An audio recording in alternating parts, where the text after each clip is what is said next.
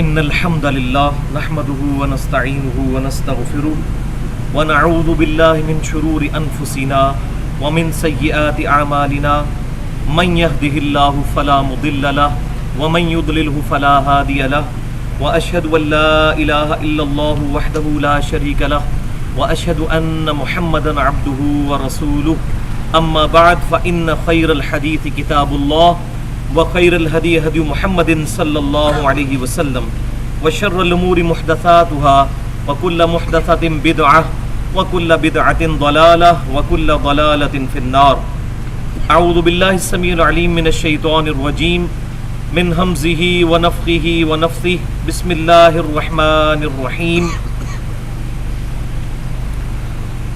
رب اشرح لي صدري ويسر لي أمري واحلل عقدة من لساني يفقهوا قولي.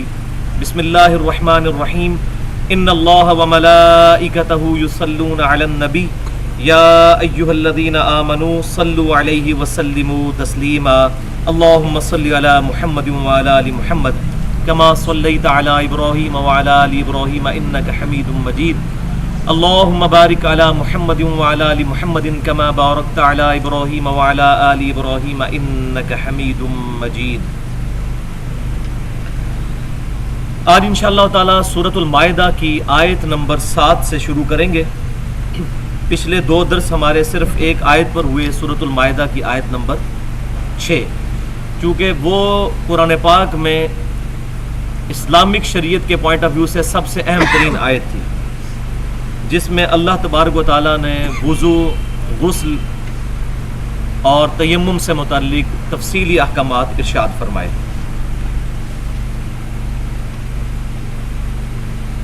بسم اللہ الرحمن الرحیم. یا ایھا واذکروا نعمت اللہ علیکم، اور یاد کرو اللہ تعالیٰ کی اس نعمت کو جو اس نے تم پر فرمائی. اب یہ مسلمانوں سے خطاب ہے کہ اللہ تعالیٰ نے تم پر نعمت فرمائی، یعنی تمہیں اسلام کی دولت عطا فرمائی. وَمِيثَاقَهُ الَّذِي وَاثَقَكُمْ بِهِ، اور اس عہد کو بھی یاد کرو جو اللہ تعالیٰ نے تم سے پختہ عہد لیا تھا. کیا عہد لیا تھا؟ کہ میری فرما برداری کرنی ہے. اس کے جواب میں مسلمانوں نے کیا کہا تھا؟ اذ قلتم سمعنا واطعنا، جبکہ تم نے یہ کہا تھا کہ اے رب ہمارے، ہم نے سنا اور اطاعت اختیار کی. جو ہم سورۃ البقرہ میں پڑھ چکے ہیں کہ ایمان والوں کی خوبی ہے کہ وہ یہ کہتے ہیں سمعنا واطعنا غفرانک ربنا والیک المصیر.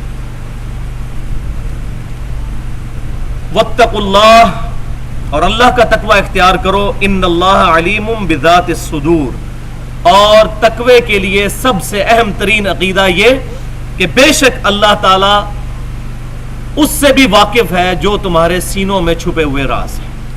جب یہ عقیدہ صحیح ہوگا تو تب انسان کا تقوی کامل ہوگا. یہاں پر میں ایک اہم ترین مسئلہ بھی ضرور عرض کر دوں کہ اللہ تعالیٰ نے مسلمانوں سے یہ عہد لیا ہے کہ تم نے اللہ اور اس کے رسول کی بات سننی ہے اور اطاعت اختیار کرنی ہے. اب مسلمان کسی دوسرے مسلمان کو یہ نہیں کہہ سکتا اگر وہ اس کی اصلاح کرے کہ بھائی تو اپنی قبر ہی جانا ہے تو میں اپنی قبر ہی جانا ہے. نہیں، اگر کوئی مسلمان دوسرے مسلمان کی اصلاح کے لیے اس کی غلطی پوائنٹ آؤٹ کرے تو اس کو وہ بات ماننی ہوگی. اور اس کے جواب میں یہ آیت بھی نہیں پڑھی جائے گی لا اکراہ فی الدین، کہ دین کے معاملے میں کوئی جبر نہیں. جتنی اس آیت کو مس یوز آج کل لوگ کر رہے ہیں، کسی اور آیت کو نہیں کر رہے کہ دین میں تو کوئی جبر نہیں، جو مرضی کرتے پھرو، نمازیں چھوڑو، دین میں کوئی جبر نہیں. عورتیں بے پردہ گھومتی ہیں، کہتی ہیں جی دین، پردہ تو دل کا ہوتا ہے، دین میں کوئی جبر نہیں. تو یہ بات سمجھیں گے، یہ جو آیت ہے لا اکراہ فی الدین، یہ پوری آیت نہیں پڑھتے، یہ آیت الکرسی سے اگلی آیت ہے. لا اکراہ فی الدین قد تبین الرشد من الغی، دین قبول کرنے کے بارے میں کوئی جبر نہیں کسی پر. اللہ تعالیٰ نے ہدایت کو گمراہی سے الگ کر دیا. جس کی مرضی مسلمان ہو، جس کی مرضی نہ ہو، کسی کو تلوار کے زور پر گن پوائنٹ میں مسلمان نہیں کیا جائے گا. لا اکراہ فی الدین کا یہ مطلب ہے. یہ مطلب نہیں کہ جو مسلمان ہو چکا ہے اس پر سختی کوئی نہیں. جو مسلمان ہو گیا اس پر سختی ہے، اس نے شریعت کو اوبے کرنا ہے. اس کو آپ اس طرح سمجھ لیں کہ اگر کوئی شخص پولیس میں یا فوج میں ملازمت اختیار کرتا ہے تو یہ کوئی فرض تو نہیں ہے، جس کی مرضی ملازمت اختیار کرے، جس کی مرضی نہ کرے. لیکن اگر ایک دفعہ وہ پولیس میں یا فوج میں ملازمت اختیار کر لے، اب وہ کہے کہ جی میں فوج میں تو آؤں گا لیکن فوج کی وردی نہیں پہنوں گا، کوئی اس میں جبر نہیں ہونا چاہیے، تو دنیا کا کوئی قانون اس بات کو ایکسپٹ نہیں کرے گا. بالکل اس طریقے سے جو مسلمان ہوا تو مسلم کا مطلب ہی ہے سر تسلیم خم کرنے والا، مسلم فرما بردار. اب اس کو یہ بات نہیں بتانی پڑے گی کہ بھائی اب تم مسلم ہو تو تم نے 5 وقت نماز ضرور پڑھنی ہے، اس کو خود ہی اس کو obligatory اس پر عمل کرنا ہوگا. اور جو اس کی اصلاح کرے گا تو اس کو آگے سے یہ نہ کہے کہ تو نے اپنی قبر میں جانا ہے اور میں نے اپنی قبر میں. تو دین کے معاملے میں جبر نہیں، مراد یہ ہے کہ دین قبول کرنے کے معاملے. ایک دفعہ جس نے اسلام قبول کر لیا اب وہ اپنی مرضی سے زندگی نہیں گزار سکتا، وہ اللہ اور اس کے رسول صلی اللہ علیہ وسلم کے احکامات کا پابند ہے. تو اللہ تعالیٰ یہ صحابہ اکرام کو مخاطب کر کے اور ان کے ذریعے سے اب پوری امت کو یہ خطاب ہے کہ یاد کرو اس عہد کو جو تم نے اپنے رب سے عہد کیا تھا، اور بڑا گاڑا عہد تھا، اور تم نے یہ عہد کیا تھا کہ ہم بات سنیں گے اور اطاعت اختیار کریں گے. اور اللہ سے ڈرتے رہنا کہ اللہ تعالیٰ سینوں کے چھپے ہوئے رازوں کو بھی جاننے والا ہے. اللہ.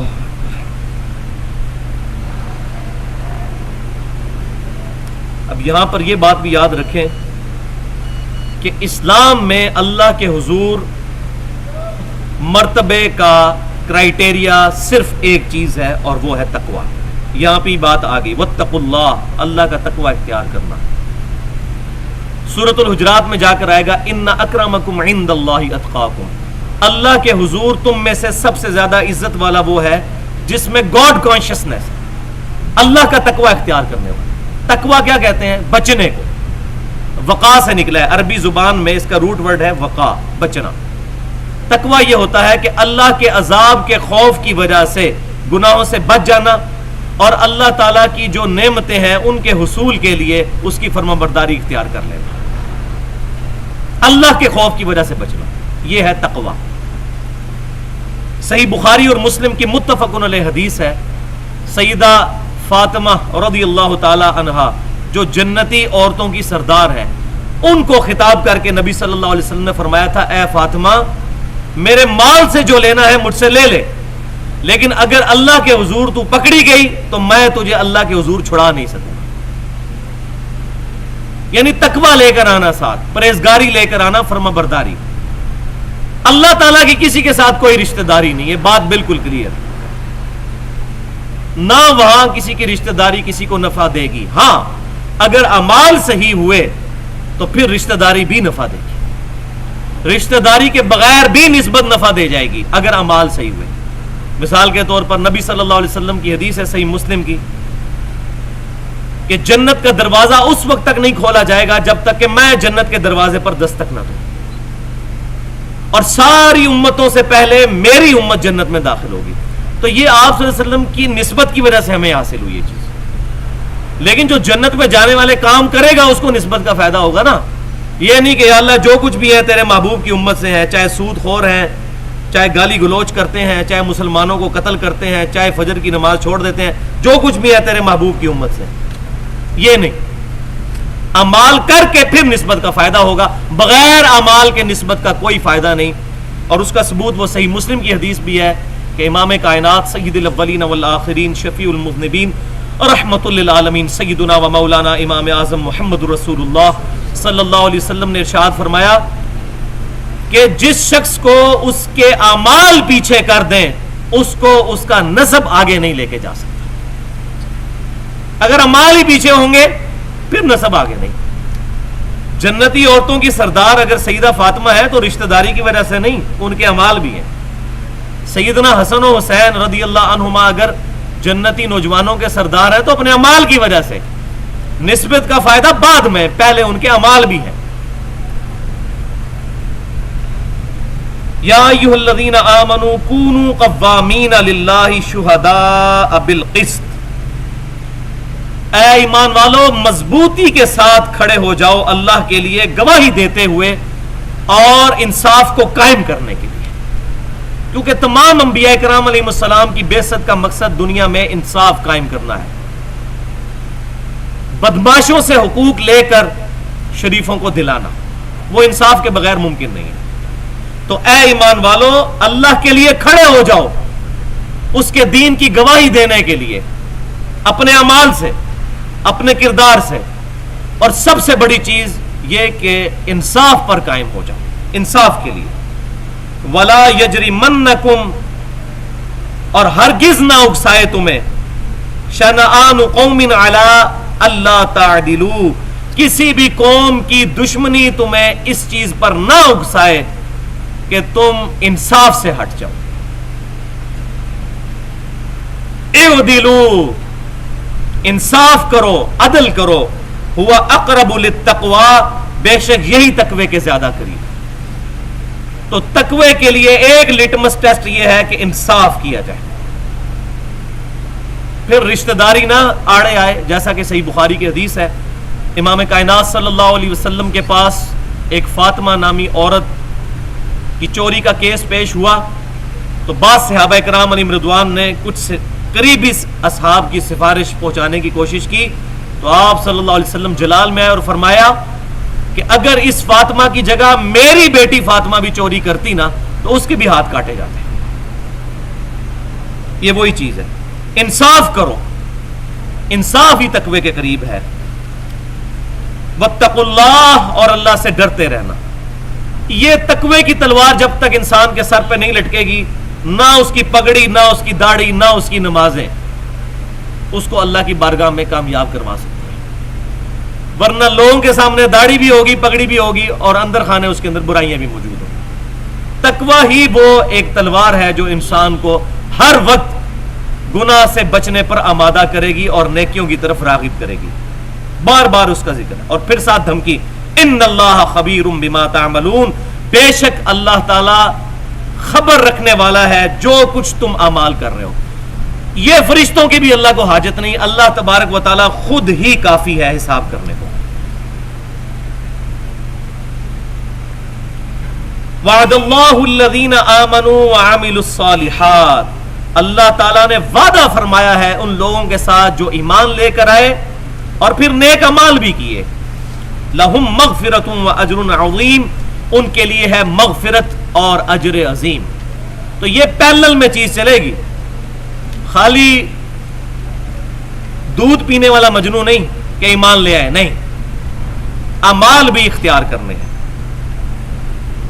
ایسے لوگوں کے لیے مغفرت اور اجر عظیم ہے۔ اور اب سائملٹینیس کنٹراسٹ ساتھ ہی، والذین کفروا، اور وہ لوگ جنہوں نے کفر کیا، انکار کیا۔ یہ کفر سے ہمارا فوراً ذہن میں جو ہے وہ جارج ڈبلیو بش آ جاتا ہے کہ شاید اس سے مراد یہ لوگ ہیں۔ کفر عربی زبان میں کہتے ہیں انکار کرنے والے کو، چاہے وہ ایمان لا کر اپنے عمل سے انکار کرے، چاہے بے ایمان ہو۔ یہ مسلمانوں کے لیے بھی ہیں یہ آیات کہ جن لوگوں نے انکار کیا، وَكَذَّبُوا بِآيَاتِنَا، اور جھٹلا دیا ہماری آیات کو۔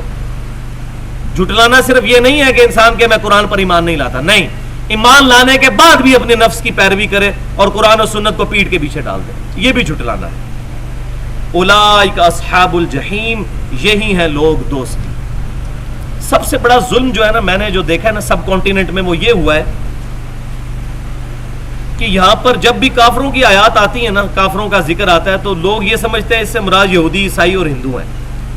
حالانکہ یہ بات بالکل کلیئر ہونی چاہیے کہ کافر عربی زبان کے اندر کہتے ہیں انکار کرنے والے کو، چاہے عقیدے میں انکار کرے چاہے عمل میں کرے۔ اسی لیے امام کائنات صلی اللہ علیہ وسلم کی صحیح مسلم میں حدیث ہے، کتاب الایمان چیپٹر میں، کہ بندے کے کفر اور اسلام کے درمیان لکیر نماز ہے۔ اور دوسرا جو سنن ابی داؤد اور جامعہ ترمذی اور مسند امام احمد میں ہے، میں نے ڈیٹیل سے مسئلہ نمبر 30 کے اندر اس کو ڈیٹیل سے بیان کیا ہے، نمازوں کے اوقات اور اس کی اہمیت کے اندر تقریباً 50 منٹ کی گفتگو ہے، وہ اہل سنت پاک.com پہ رکھی ہوئی ہے، کہ من ترک الصلاۃ متعمدا فقد کفر، جس نے جان بوجھ کر نماز چھوڑ دی اس نے کفر کیا۔ حالانکہ مسلمان ہے وہ، لیکن اس کا عمل کافروں والا ہو گیا۔ تو یہ بات اس کے ساتھ جوڑ لیں کہ جن لوگوں نے کفر کیا اپنے اعمال سے یا چاہے عقیدے سے، عقیدے سے کریں گے تو پھر دار اسلام سے ہی خارج ہو جائیں گے، لیکن اعمال میں کریں گے تو دار اسلام سے تو خارج نہیں ہوں گے، لیکن ایمان خطرے میں پڑ جائے گا اعمال کے اندر سستی کرنے کی وجہ سے۔ اولئک اصحاب الجحیم، یہی ہیں لوگ دوزخی۔ یا ایھا الذین آمنوا، اے ایمان والو، آمنوا اذکروا نعمت اللہ علیکم، اللہ کی اس نعمت کو یاد کرو جو اس نے تم پر فرمائی۔ کب؟ اذ ہم قوم ان یبسطوا الیکم ایدیہم، جبکہ ایک قوم نے ارادہ کر لیا تھا کہ تم پر اپنا قبضہ کرے، تم پر اپنی گرفت فرمائے کرے، یعنی کافر۔ انہوں نے یہ ارادہ کر لیا تھا کہ مسلمانوں کو نقصان پہنچائیں، اور یہ پرٹیکولر غزوہ خندق کے موقع کی طرف اشارہ ہے کہ مسلمانوں کو اس وقت آخری درجے میں آزمایا گیا، اور سورۃ الاحزاب میں آ جائے گا۔ اللہ تعالیٰ فرماتا ہے کہ کلیجے منہ کو آگے، اس طرح مسلمانوں کو آزمایا گیا اور ہلا کر رکھ دیا گیا۔ خندق کھدی ہوئی تھی، باہر سے رسل آ نہیں سکتی تھی، اندر فاقے شروع ہو گئے، پھر اللہ تبارک و تعالیٰ کی طرف سے آندھی چلی اور کفار کے خیمے اکھڑ گئے، تو اللہ کی غیبی مدد کی وجہ سے مسلمانوں کو فتح ہوئی۔ مسلمانوں کی ایسا اس طرح کی کوئی کنٹریبیوشن نہیں تھی اس میں۔ تو اللہ تعالیٰ فرماتا ہے کہ اس نعمت کو بھی یاد کرو جب کافروں نے ارادہ کر لیا تھا تم پر گرفت کرنے کا۔ فَكَفَّ أَيْدِيَهُمْ عَنْكُمْ، تو اللہ تبارک و تعالیٰ نے ان کے ہاتھوں کو تم سے روک لیا۔ یہ کئی موقع پر ہوا ہے، ان میں سے غزوہ خندق، اس کے بعد بھی کئی مواقع آئے ہیں۔ وَاتَّقُوا اللَّهَ، اللہ کا تقوی اختیار کرو۔ دیکھیں بار بار تقوی کی بات آ رہی، بار بار تقوی کی بات آ رہی۔ وَعَلَى اللَّهِ فَلْيَتَوَكَّلِ الْمُؤْمِنُونَ، اور اللہ ہی پر توکل کرنا چاہیے اہل ایمان کو۔ اہل ایمان کا تقاضا یہ ہے کہ وہ اللہ پر توکل کرنے والے ہوتے ہیں۔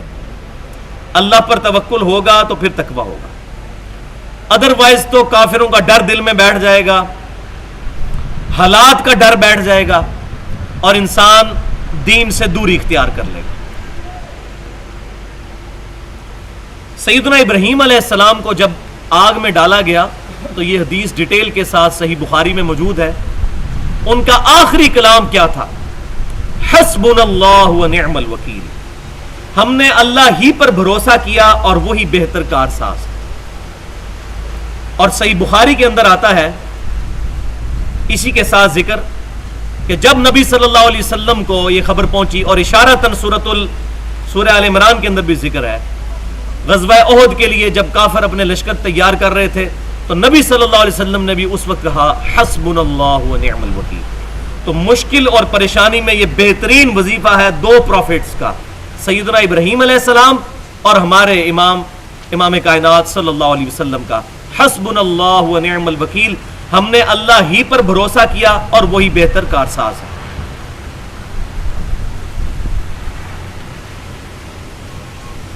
اب سابقہ امت مسلمہ یعنی یہودی اور عیسائی، ان کا ذکر ڈیٹیل کے ساتھ آئے گا، اور میں نے سورہ المائدہ کے تعارف میں بھی یہ بات عرض کی تھی کہ اس سورت کے مرکزی دو ٹاپک، نمبر ایک اسلامک شریعت جو چل چکی ہے، کافی شریعت کے احکام آ چکے، حلال کے، حرام کے، اس کے بعد طہارت کے، اور دوسرا اہل کتاب سے کنکلوڈنگ گفتگو ہے، آخری گفتگو آخری درجے میں سورۃ المائدہ میں ہے۔ اللہ تبارک و تعالیٰ نے یہود و نصارہ کو آخری درجے میں دعوت پیش کی، یہ کلائمیکس ہے، تو اب اسی کی طرف گفتگو جاری ہے۔ اور سب سے پہلے یہودیوں کو اللہ تبارک و تعالیٰ نے مخاطب کر کے ان کے بارے میں ارشاد فرمایا وَلَقَدْ أَخَذَ اللَّهُ مِيثَاقَ بَنِي إِسْرَائِيلَ، اور یقیناً اللہ تعالیٰ نے بنی اسرائیل سے بھی ایک پختہ عہد لیا تھا۔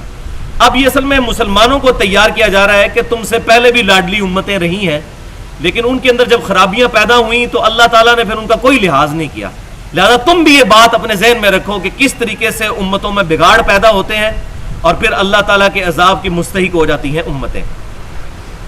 بے شک اللہ تعالیٰ نے عہد لیا تھا بنی اسرائیل سے، وَبَعَثْنَا مِنْهُمُ اثْنَيْ عَشَرَ نَقِيبًا، اور ہم نے مقرر کیے تھے ان کے لیے 12 سردار، وقال اللہ انی معکم، اور اللہ تعالیٰ نے یہ بھی ساتھ فرما دیا تھا کہ بے شک میں تمہارے ساتھ ہوں گا. کن شرائط کے ساتھ؟ لئن اقمتم الصلاۃ وآتیتم الزکاۃ، کہ اگر تم نماز کو قائم کرو گے اور زکات دو گے تو میری پھر مدد تمہارے ساتھ ہوگی. اور ساتھ کیا کرو گے؟ وآمنتم برسلی، اور ایمان لاؤ گے میرے رسولوں پر. وعزرتموہم، اور ان کی مدد بھی کرو گے، ان کی دعوت اور تبلیغ کے کاموں میں پروفٹ کا ہاتھ بٹاؤ گے. وَأَقْرَضْتُمُ اللَّهَ قَرْضًا حَسَنًا، اور اللہ تبارک و تعالیٰ کو قرض حسنہ دو گے، یعنی اللہ تعالیٰ کی راہ میں خرچ کرو گے. پھر کیا ہوگا اللہ کی طرف سے انعام؟ لَأُكَفِّرَنَّ عَنْكُمْ سَيِّئَاتِكُمْ، تو بالضرور میں تم سے تمہاری برائیوں کو دور کر دوں گا. وَلَأُدْخِلَنَّكُمْ جَنَّاتٍ تَجْرِي مِن تَحْتِهَا الْأَنْهَارُ، اور بالضرور میں تمہیں داخل کروں گا اس جنت میں جس کے نیچے نہریں بہتی ہیں. فَمَنْ كَفَرَ بَعْدَ ذَلِكَ، یہ ساتھ ہی دھمکی، ہر وقت تلوار لٹک رہی ہے. یہ دیکھ لینا اس کے بعد جس نے کفر کیا، اب یہاں کفر سے مراد کیا ہے؟ کافر ہو گیا؟ نہیں، اللہ تعالیٰ کے ان عہد کی پاسداری نہ کی. کون کون سے عہد؟ نماز قائم کرنا، زکات دینا، رسولوں کی مدد کرنا، ان پر ایمان لانا، اور پانچویں چیز اللہ کو قرض حسنہ دینا. جب بھی اللہ کے دین کے لیے آواز بلند کی جائے تو اپنے مال سے اللہ کے دین کی مدد کرنا.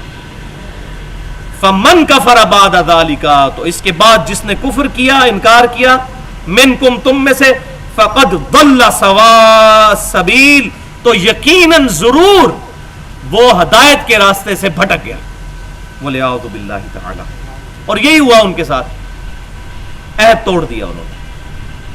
وہ ڈیٹیل کے ساتھ میں پہلے بیان کر چکا ہوں، انشاءاللہ آگے بھی ذکر آئے گا تو میں اس کو پھر ڈیٹیل سے بیان کروں گا.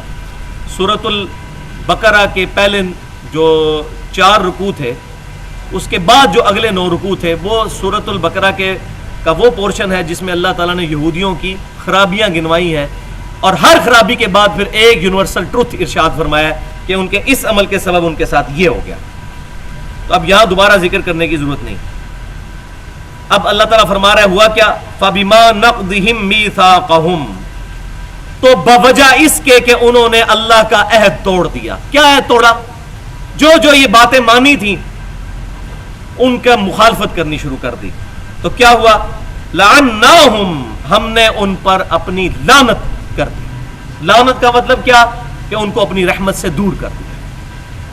وَجَعَلْنَا قُلُوبَهُمْ قَاسِيَةً، اور ان کے دلوں کو ہم نے سخت کر دیا. يُحَرِّفُونَ الْكَلِمَ عَن مَّوَاضِعِهِ، اور دل اتنے سخت ہو چکے تھے کہ وہ اللہ تعالیٰ کے کلام کو بھی اس کی جگہ سے بدل دیتے تھے.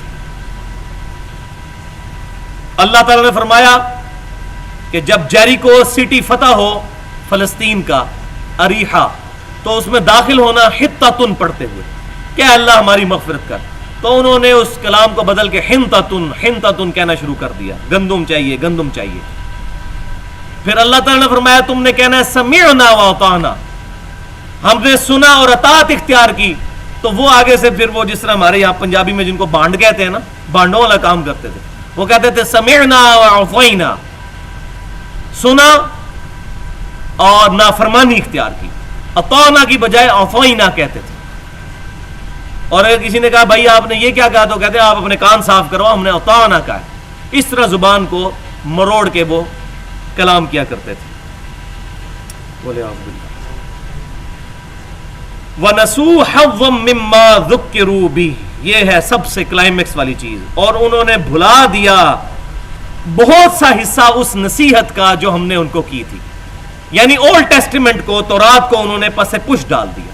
نصیحت کی کتاب تورات وہ آگے چل کر آ بھی جائے گا کہ یہودیوں کو ہم نے تورات دی، نصارہ کو ہم نے انجیل دی، اور پھر مسلمانوں کا بھی ذکر آئے گا.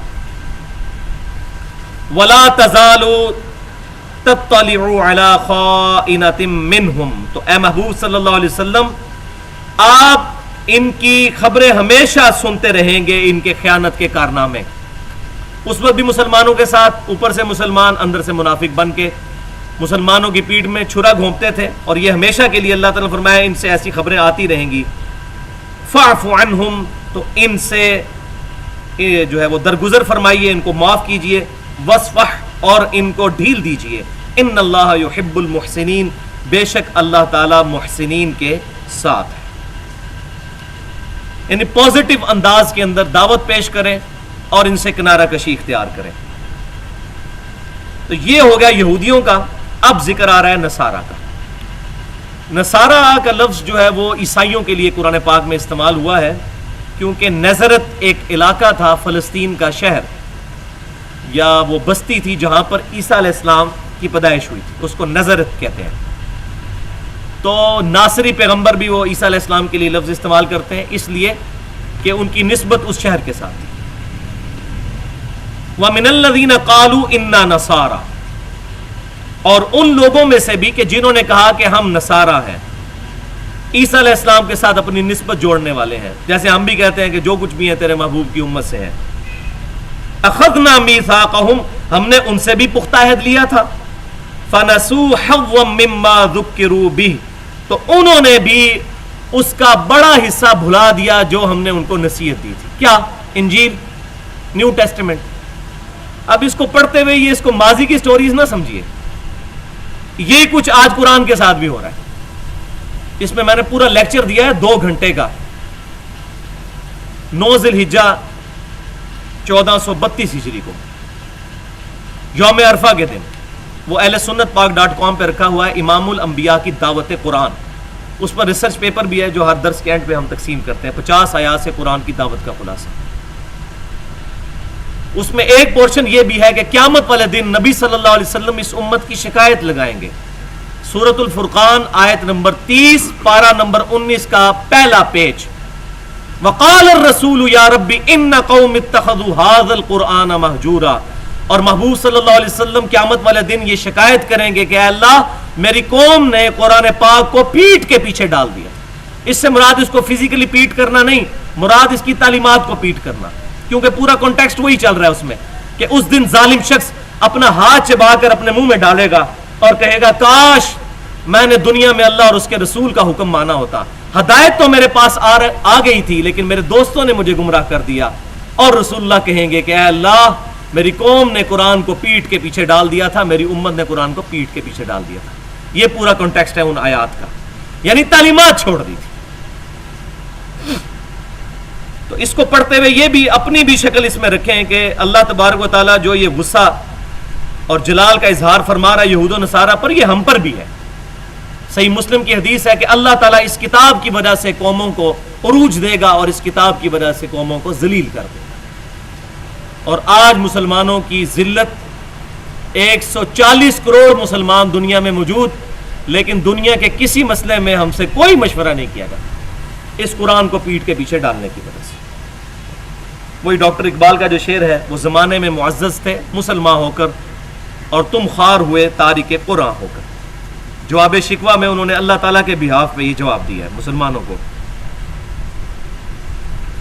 تو وہ لوگ نصارہ جن سے ہم نے عہد لیا تھا، انہوں نے بھی عہد کو پیٹ کے پیچھے ڈال دیا اور نصیحت کا بہت سا حصہ بھلا دیا۔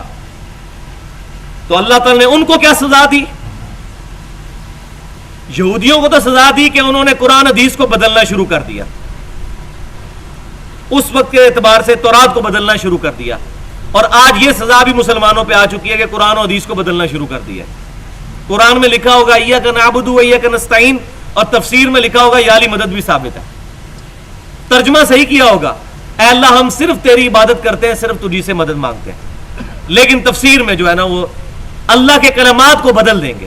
یہ یہودیوں والی بیماری بھی ہمارے اندر پیدا ہوئی، عیسائیوں میں جو بیماری آئی وہ بھی ہمارے اندر پیدا ہو چکی ہے، اور یہ میں اپنی طرف سے نہیں کہہ رہا، صحیح بخاری اور مسلم کی متفق علیہ حدیث ہے کہ آپ صلی اللہ علیہ وسلم نے ارشاد فرمایا کہ بے شک تم بھی اگلے لوگوں کے پیچھے چل پڑو گے قدم بقدم، بالشت بر بالشت، حتیٰ کہ اگلے لوگوں میں سے اگر کوئی گوہ کے سوراخ میں داخل ہوا تو تم بھی وہی کام کرو گے۔ تو صحابہ کرام علیہ رضوان نے پوچھا یا رسول اللہ صلی اللہ علیہ وسلم یہ اگلے لوگوں سے مراد کیا یہودی اور عیسائی ہیں، یہود و نصارہ ہیں؟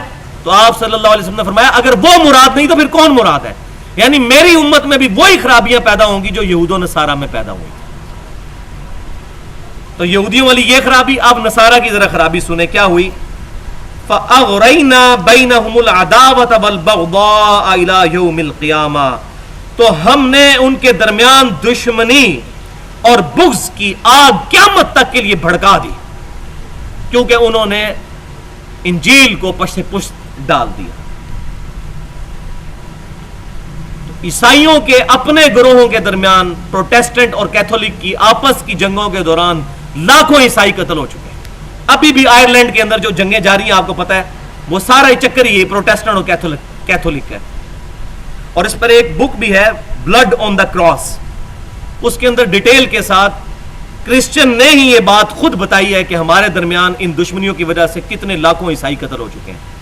اور یہ خرابی بھی آج مسلمانوں میں آ چکی ہے کہ مسلمان کا گلا کاٹ رہا ہے، کبھی مسلک کی بنیاد پر، کبھی لسانیت کی بنیاد پر۔ یہ اللہ تعالیٰ کی طرف سے اصل میں لعنت ہم پر مسلط ہو چکی ہے اس کتاب کو پس پش ڈالنے کی وجہ سے۔ اب یہ جو میں تفسیر بیان کر رہا ہوں نا ان آیات کی، یہ مولوی کبھی نہیں کرے گا، اس کو سمجھ ہی نہیں آئے گی کہ یہ باتیں کیوں آئی ہیں۔ وہ تو بیچارہ سمجھے گا یہ پرانی سٹوریاں پڑھ کے اٹھ جاؤ۔ اصل چیز یہ ہے کہ یہ ہے ایک اللہ تعالیٰ کا کرائٹیریا، اللہ تعالیٰ کے ڈیوائن وزڈم اور ڈیوائن رولز جو ہے وہ تمام کے لیے ایک جیسے ہیں۔ وہ بھی لاڈلی امتیں تھیں اور ان کا حشر کیا ہوا، ہمارے ساتھ بھی وہی کچھ ہو رہا ہے۔ وَسَوْفَ يُنَبِّئُهُمُ اللَّهُ بِمَا كَانُوا يَصْنَعُونَ، یہ تو دنیا کے اندر سزا ہے نصارہ کو، ابھی تو عنقریب قیامت والے دن ہم ان کو ان کے کرتوتوں کا بتا دیں گے کہ تم نے دنیا میں کیا کیا تھا۔ اور لہٰذا یہ مسلمانوں کے لیے بھی ہے، اب دونوں کو مشترکہ خطاب ہو رہا ہے، کرسچنز کو بھی اور جیوز کو بھی۔ یا اہل الکتاب، او پیپل آف دا بک، اے اہل کتاب جن کو ہم نے کتاب دی تھی، اولڈ ٹیسٹیمنٹ کرسچنز سے پہلے جیوز کو، اور پھر کرسچنز کو نیو ٹیسٹیمنٹ بھی، اولڈ ٹیسٹیمنٹ بھی ان کا حصہ۔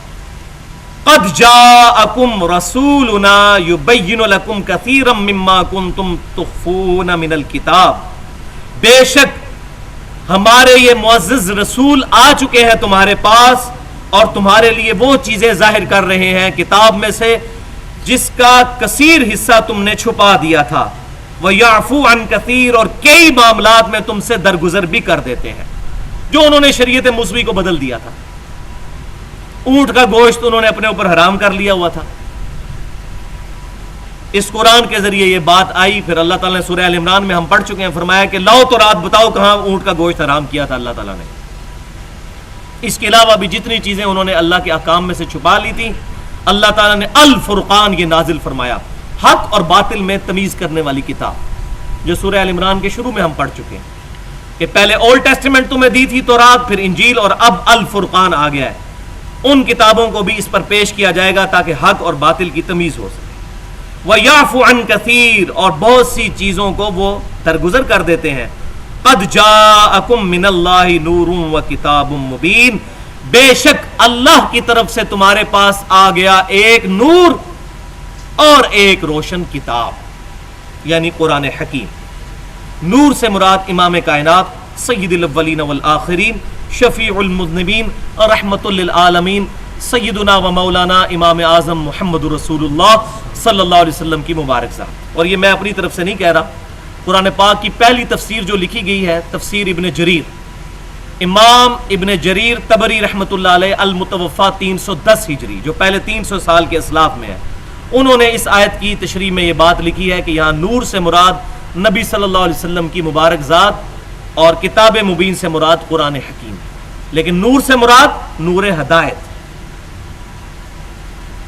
آپ صلی اللہ علیہ وسلم ہے تو بشر، بلکہ افضل البشر، بلکہ وہ بشر کے بشریت کو ان پر ناز ہے، لیکن ہدایت کے اعتبار سے آپ صلی اللہ علیہ وسلم نور، یہ قرآن بھی نور، صحیح بخاری بھی نور، صحیح مسلم بھی نور، آپ صلی اللہ علیہ وسلم کی احادیث بھی نور، صحابہ کرام علیہم رضوان کے اقوال بھی نور، یعنی نور ہدایت جن کی روشنی میں ہم اللہ تعالیٰ تک پہنچتے ہیں۔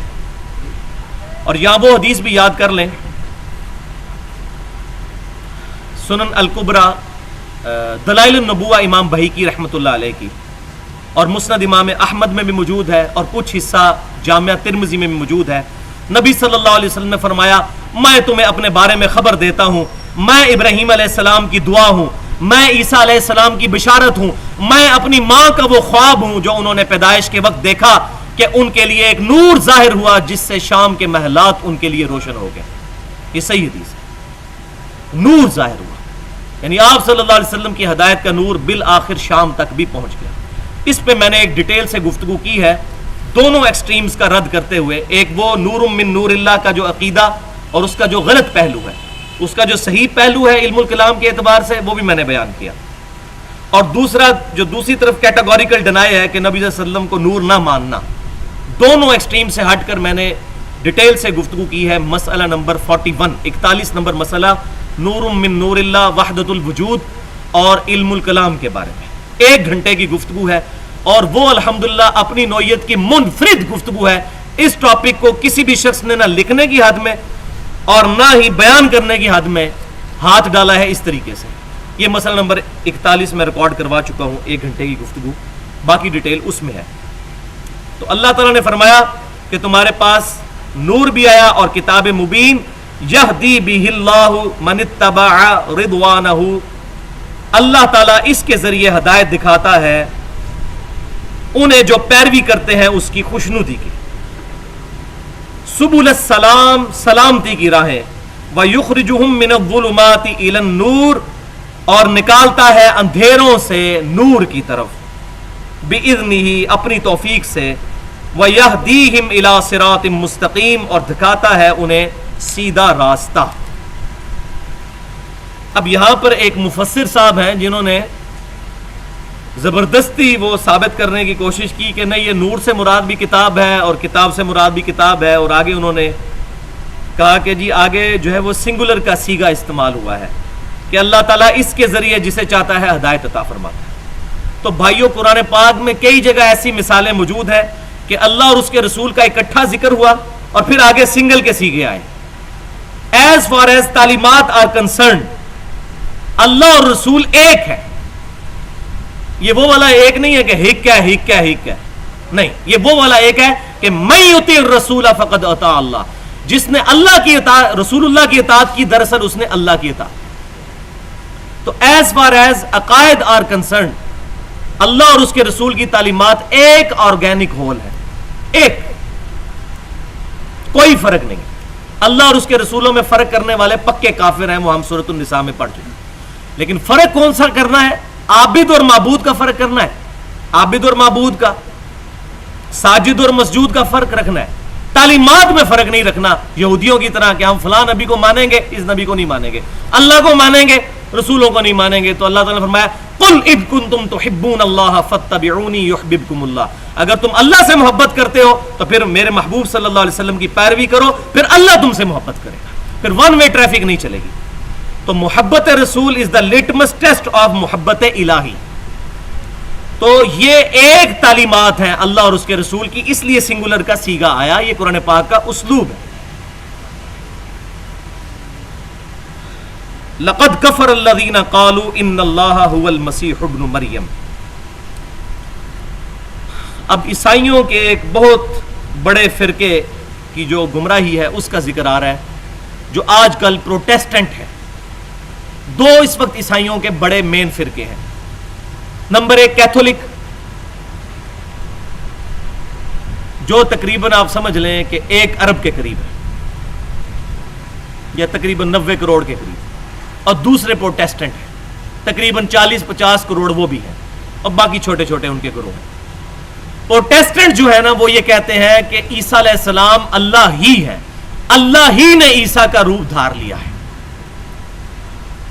جبکہ کیتھولک جو تعداد میں زیادہ ہیں ان کا یہ کنسپٹ ہے کہ اللہ تعالی کے بیٹے ہیں عیسیٰ علیہ السلام.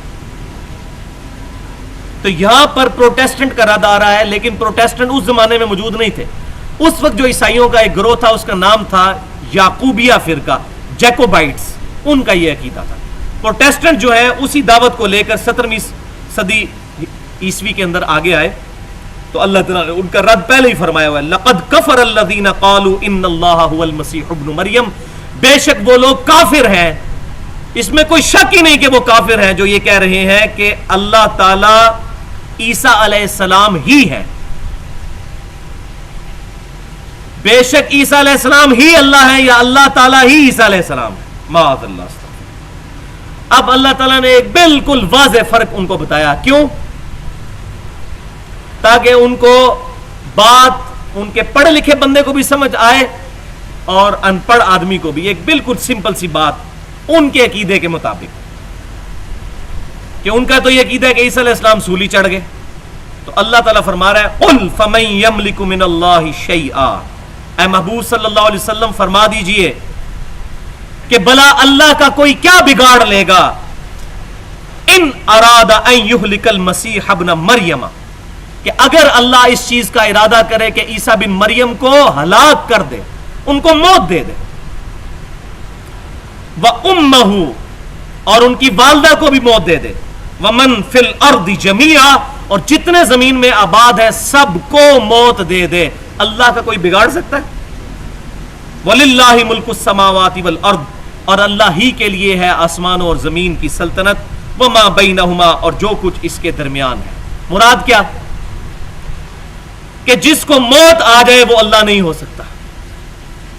جو زندہ خود رہنے پر اختیار نہ رکھتا ہو وہ اللہ نہیں ہو سکتا. اللہ تعالیٰ اگر ارادہ کرے عیسیٰ، ان کی والدہ اور سب لوگوں کو ہلاک کر دے تو اللہ کا کوئی بگاڑ نہیں سکتا. اللہ ہی هو الحی القیوم ہے. یہ اللہ اور مخلوق کے اندر فرق ہے. یہ اللہ تعالیٰ نے واضح فرمایا. آج ہم عیسائیوں سے یہ سوال کر سکتے ہیں، آپ تو خود مانتے ہو کہ وہ سولی چڑھے، تو اللہ تعالیٰ قتل ہو سکتا ہے؟ اللہ کو موت آ سکتی ہے؟ معاذ اللہ، استغفر اللہ. یخلق ما یشاء، جسے چاہتا ہے وہ پیدا فرماتا ہے. واللہ علی کل شیء قدیر، اور اللہ تعالی ہر چیز پر قدرت رکھنے والا ہے. یعنی یہ اس کی مخلوقات ہیں، جسے چاہتا ہے پیدا فرماتا ہے. اس کی قدرت کا شاہکار ہے. عیسیٰ بن مریم کے بغیر باپ کے پیدا ہوئے، لیکن والدہ تو تھی ان کی. پھر اللہ تعالیٰ نے ان کو زندہ اٹھا لیا اور قرب قیامت میں اس امت میں وہ نازل ہوں گے.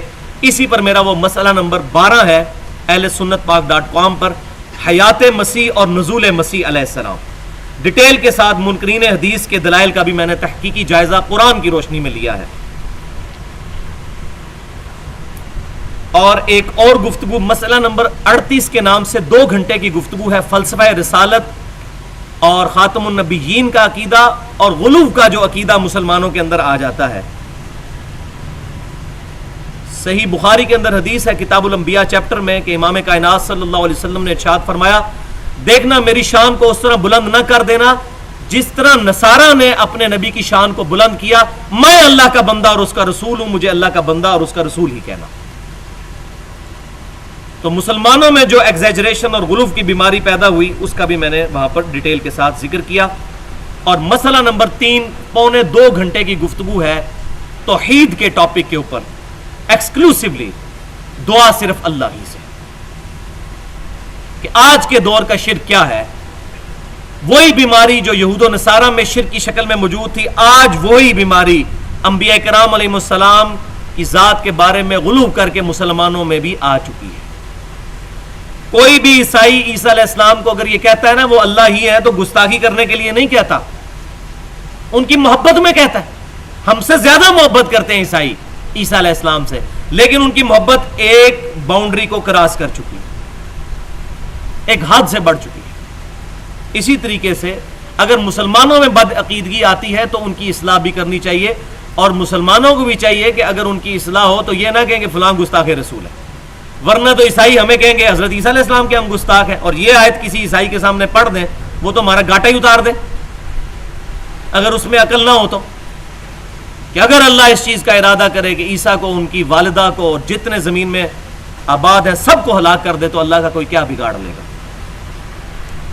وقالت اليہود والنصارى نحن ابناء اللہ واحباؤہ. آ گئی جناب بات، اب کڑوی گولی آ گئی ہے کہ یہودی اور عیسائی یہ کہتے ہیں کہ ہم تو اللہ کے بیٹے ہیں اور اللہ کے محبوب ہیں. یہ بیٹے ان معنوں میں نہیں ہے کہ وہ اللہ تعالیٰ کو اپنا باپ مانتے تھے. یہ انجیل کی جو زبان ہے اس میں باپ سے مراد اللہ کی ذات ہے، پالنے والا. اب کا لفظ عربی زبان میں اللہ کے لیے بھی ہوتا ہے استعمال، رب کا لفظ، اور باپ کے لیے، پالنے والے کے لیے. رب ارحمہما کما ربیانی صغیرا، اے ہمارے رب ان دونوں پر رحم فرما میرے ماں باپ پر، جس طرح انہوں نے کما ربا یعنی صغیرہ، انہوں نے بچپن میں مجھے پالا۔ تو ماں باپ بھی اللہ تبارک و تعالیٰ کی عطا سے اولاد پر شفقت کرنے والے، اس کو پالنے والے ہوتے ہیں۔ تو انجیل اور تورات کی لینگویج میں جب بات ہوتی ہے نا بیٹے، تو اس سے مراد ہوتا ہے، جیسے احادیث میں بھی ملتا ہے، مجھے اس کی صحت کا نہیں پتا، کہ مخلوق اللہ کا کنبہ ہے، یہ ان معنوں میں ہوتا ہے، یہ ایگزیکٹ وہ معنی نہیں ہوتا۔ تو کہتے ہیں کہ آج کے اعتبار سے سمجھ لیں کہ ہم اللہ کے لاڈلے ہیں، جیسے مسلمان کہتے ہیں جی بھائی جی کلمہ تو پڑھ ہی لیا ہے نا، ایک دفعہ تو جنت چلے ہی جانا ہے، ایسی سزا بھگت کے، یہ وہی چیز۔ وہ کہتے ہیں ہم تو اللہ کے خاص ہیں، بیٹے ہیں اور اس کے محبوب ہیں۔ اب اللہ تعالیٰ فرما رہا ہے قل فلما يعذبكم بذنوبكم، تو اے محبوب صلی اللہ علیہ وسلم ان سے فرمائیے کہ اگر تم اللہ کے اتنے لاڈلے ہو تو اللہ تعالیٰ تمہیں عذاب کیوں دیتا ہے گناہوں پر؟ دنیا میں بھی تم پر عذاب آ چکا، وہ مسئلہ نمبر 12 میں نے بتایا کہ یہودیوں پر کیا بڑے بڑے عذاب آئے اور آج تک آ رہے ہیں، اور آخری قسط آنی ہے جب دجال کو انہوں نے اپنا لیڈر ماننا ہے، عیسیٰ علیہ السلام کے ہاتھوں انہوں نے قتل ہونا ہے۔ تو اللہ تعالیٰ تمہیں عذاب کیوں دیتا ہے؟ بل انتم بشر ممن خلق، بلکہ تم بھی ایک انسانوں کی طرح ہی ہو، عام انسانوں کی طرح، اپنی مخلوق میں سے اللہ تعالیٰ جو پیدا فرما دیتا ہے۔ یغفر لمن یشاء، جسے چاہتا ہے وہ بخش دیتا ہے، وَيُعَذِّبُ مَن يَشَاءُ، اور جسے چاہتا ہے عذاب دیتا ہے۔ یہ نہیں ہے کہ اپنی مرضی سے، مراد یہ کہ ان کے کرتوتوں کی وجہ سے عذاب دے گا۔ وَلِلَّهِ مُلْكُ السَّمَاوَاتِ وَالْأَرْضِ، یہ اب شاہانہ خطاب آ رہا ہے اتنی بڑی بات کے بعد کہ اللہ ہی کے لیے ہے بادشاہت آسمانوں کی اور زمین کی، وما بینہما، اور جو کچھ ان کے درمیان ہے، وَإِلَيْهِ الْمَصِيرُ، اور سب کو مر کر اسی کی طرف لوٹنا ہے۔ یا اہل الکتاب، اے اہل کتاب، قد جاءکم رسولنا یبین لکم علی فترۃ من الرسل، بے شک ہمارے رسول تمہارے پاس آ گئے ہیں صاف بیان کرتے ہوئے فترت کے زمانے کے بعد، جو رسولوں کے لیے فترت کا پیریڈ تھا۔ فترت عربی زبان میں کہتے ہیں اس پیریڈ کو جس ٹائم پیریڈ میں، جس زمانے میں کوئی نبی دنیا میں نہ آیا ہو۔ تو اللہ تعالیٰ فرماتا ہے ایک فترت کا زمانہ گزرا، جو صحیح بخاری میں ہمیں ڈیٹیل کے ساتھ ملتا ہے کہ وہ تقریباً 550-600 سال کا تھا، کیونکہ عیسیٰ علیہ السلام 33 عیسوی میں اٹھائے گئے 33 سال کی عمر میں، اور نبی صلی اللہ علیہ وسلم کی پیدائش ہوئی 571 عیسوی کے اندر، تقریباً 550 سال کے بعد۔ تو اللہ تعالیٰ فرما رہا ہے اس 550 سال کے اندر ایک فترت کا پیریڈ آیا تھا جس میں کوئی پروفٹ نہیں آیا، تو اب آ گئے ہیں ہمارے خاص پیغمبر جو واضح بیان فرمانے والے ہیں اس فطرت کے پیریڈ کے بعد جس میں کوئی پروفٹ نہیں آیا۔ ان تقولوا، اس لیے کہ کہیں تم یہ نہ کہنا شروع کر دو، ما جاءنا من بشیر ولا نذیر، ہمارے پاس کوئی ڈر سنانے والا اور خوشخبری سنانے والا کیوں نہیں آیا؟ یعنی قیامت والے دن اللہ تبارک و تعالیٰ کی بارگاہ میں تم یہ نہ کہہ سکو کہ اے اللہ اگر ہمارے پاس کوئی پیغمبر آتا تو ہم اس کی دعوت قبول کر لیتے۔ اور اسی پہ میری وہ 2 گھنٹے کی گفتگو ہے فلسفہ رسالت پہ، جو سورۃ النساء کے اندر تھی، مسئلہ نمبر 38، کہ اللہ تعالیٰ نے پیغمبروں کی بعثت کا مقصد بیان کیا سورۃ النساء کے اندر۔ فقد جاءکم بشیر و نذیر، پس آ گیا ہے اب خوشخبری سنانے والا اور ڈر سنانے والا، یعنی نبی صلی اللہ علیہ وسلم کی مبارک ذات۔ واللہ علی کل شیء قدیر، اور اللہ تعالیٰ ہر چیز پر قدرت رکھنے والا ہے۔ اب اس گفتگو کے بعد پھر روئے سخن جو ہے وہ یہودیوں کی طرف ہے، اور اللہ تعالیٰ نے جو ان پر انعامات فرمائے ان کا ذکر ہے کہ انہوں نے ان انعامات کے بدلے میں پھر کیا نادانیاں دکھائیں، اور بیسیکلی مسلمانوں کو بتایا جا رہا ہے کہ تم پر بھی اللہ کے احسان ہوئے ہیں، تم یہ روش اختیار نہ کرنا۔ وَإِذْ قَالَ مُوسَىٰ لِقَوْمِهِ يَا قَوْمِ اذْكُرُوا نِعْمَةَ اللَّهِ عَلَيْكُمْ، اور وہ وقت یاد کرو جب موسیٰ علیہ السلام نے اپنی قوم سے کہا تھا کہ اے میری قوم، اللہ کی اس نعمت کو یاد کرو جو اس نے تم پر فرمائی۔ اذ جعل فیکم انبیاء وجعلکم ملوکا، جبکہ اس نے تم میں انبیاء بھی بھیجے اور تم میں حکمران بھی بنائے۔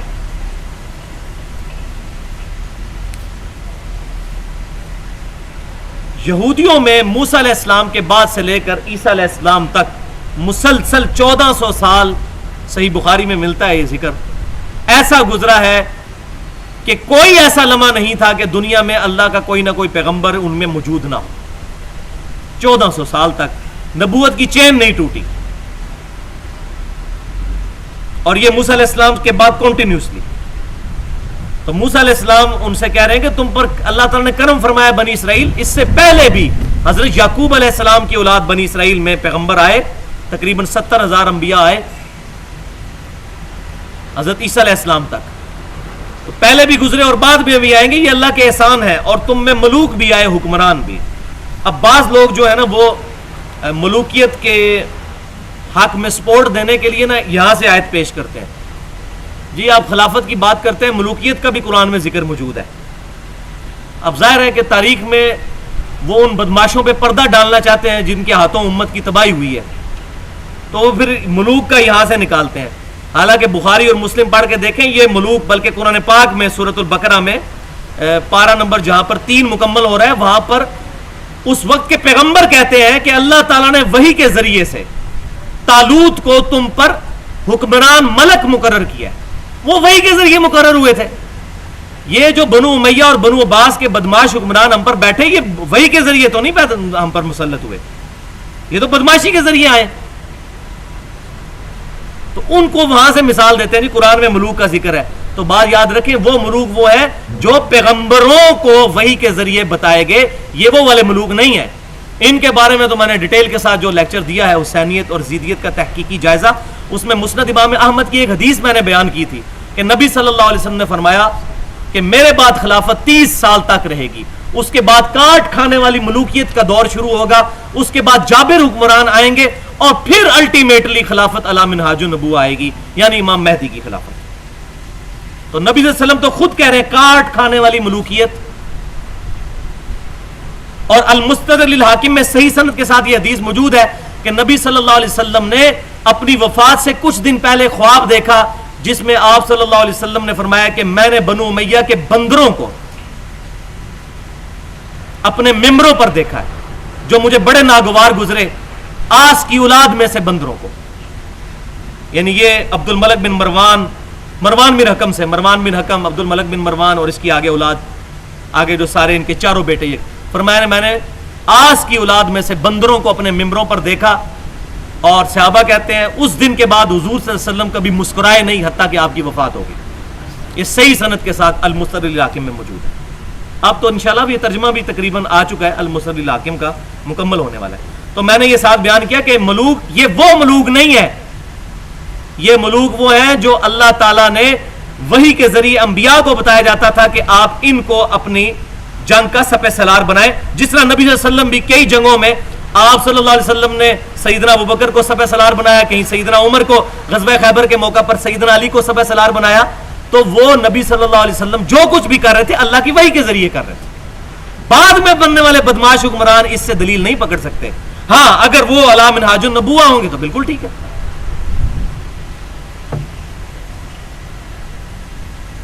وَآتَاكُم مَّا لَمْ يُؤْتِ أَحَدًا مِّنَ الْعَالَمِينَ, اور تمہیں اللہ نے وہ کچھ عطا کیا تھا جو اللہ تعالیٰ نے جہان والوں میں سے کسی کو عطا نہیں کیا.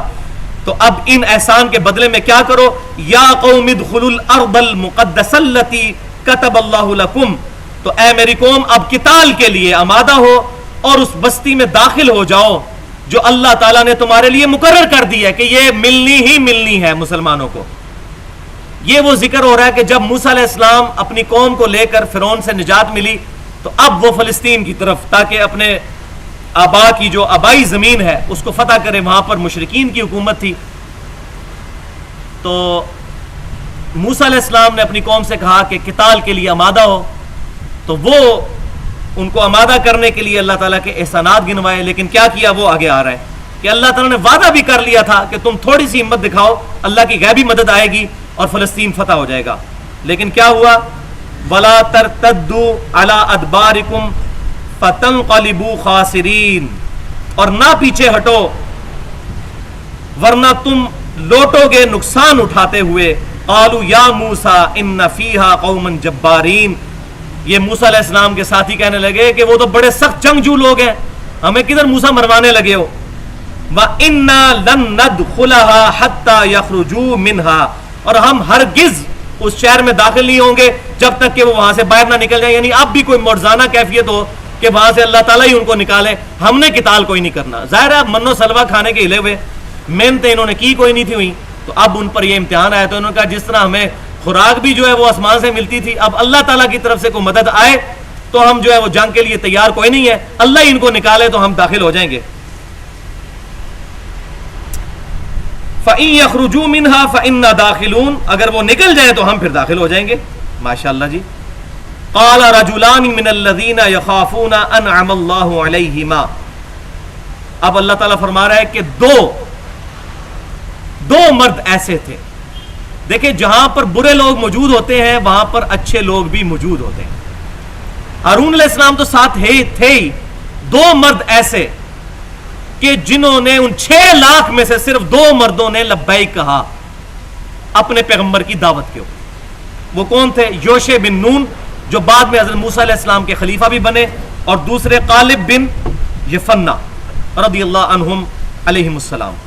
تو اللہ تعالیٰ فرماتا ہے کہ ان 2 مردوں نے لبیک کہا, من الذین یخافون, جو کہ ڈر رکھنے والے تھے, انعم اللہ علیہما, اللہ تعالیٰ نے ان پر انعام فرمایا تھا, علیہم ادخلوا علیہم الباب, انہوں نے کہا کہ بے دھڑک داخل ہو جاؤ اس دروازے پر, شہر کے دروازے پر.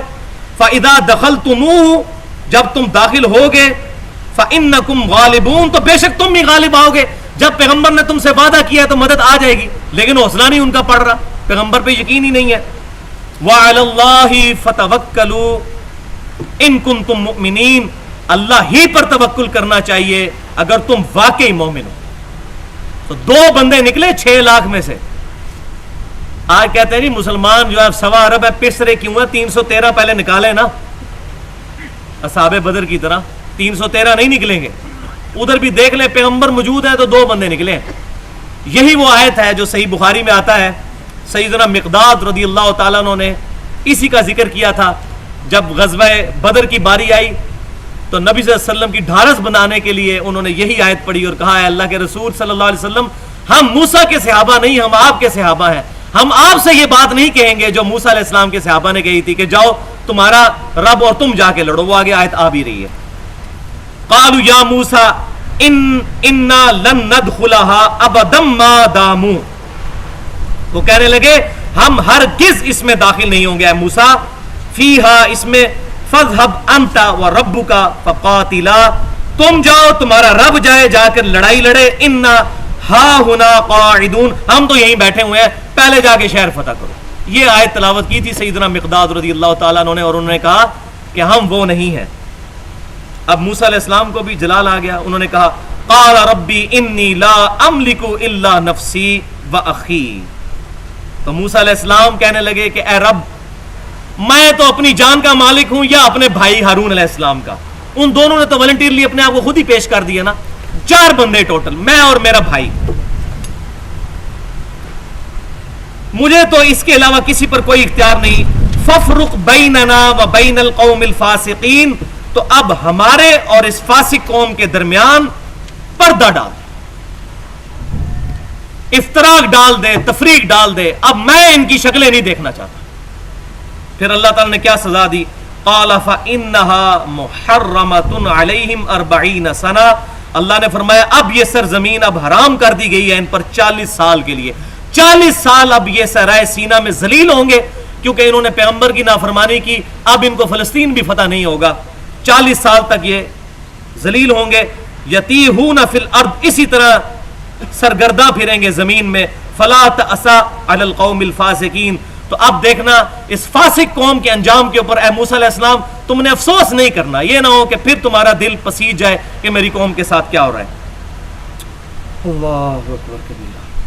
اور پھر یہی ہوا کہ 40 سال تک وہ ذلیل ہوتے رہے سرائے سینا میں. اسی دوران موسیٰ علیہ السلام بھی فوت ہو گئے. پھر ان 40 سالوں میں ایک نئی نسل تیار ہوئی جنہوں نے صحرا کا ٹف ماحول دیکھا تھا. پھر ان کے اندر وہ داعیہ پیدا ہوا. تو موسیٰ علیہ السلام اور ہارون علیہ السلام تو فوت ہو چکے تھے. ہارون علیہ السلام موسیٰ علیہ السلام سے پہلے ہی فوت ہو گئے. بعد میں یوشع ابن نون علیہ السلام کو اللہ تعالیٰ نے نبوت عطا کی, جو کہ صحابی تھے حضرت موسیٰ علیہ السلام کے, اور ان 2 میں سے ایک تھے جنہوں نے کہا تھا کہ ہم لڑیں گے جا کر. ان کو اللہ تعالیٰ نے پیغمبری عطا کی. پھر ان کی قیادت میں وہ 40 سال جنہوں نے ٹف ماحول دیکھا تھا صحرا کا، وہ جنگجو قوم تیار ہوئی، انہوں نے جا کر فلسطین فتح کیا. پہلے جیریکو سٹی فتح ہوا، اس کے بعد سارے شہر فتح کر کے حکومت قائم ہوگی. لیکن اس کے بعد کیا ہوا وہ سورہ بنی اسرائیل میں پھر ذکر ڈیٹیل کے ساتھ موجود ہے. انشاءاللہ جب وہ وقت آئے گا تو میں ڈیٹیل کے ساتھ بیان کروں گا. اللہ تعالیٰ سے دعا ہے حق بات جو میں نے کہی ہمارے دلوں میں راسخ فرمائے. اگر کوئی غلط بات میرے منہ سے نکل گئی تو ہمارے دلوں سے محو کر دے. ہمیں کتاب و سنت اجماع کی تعلیمات پر عمل کر کے دوسروں تک پہنچانے کی توفیق عطا فرمائے، اور ہمارے ساتھ وہ نہ کرے جو یہودیوں عیسائیوں کے ساتھ اپنی کتابیں چھوڑنے کی وجہ سے ہوا. ہمیں اس کتاب کو مضبوطی کے ساتھ پکڑنے کی توفیق عطا فرمائے. سبحانک اللہم و بحمدک، اشہد ان لا الہ الا انت، استغفرک و اتوب الیک، وما علینا الا البلاغ المبین.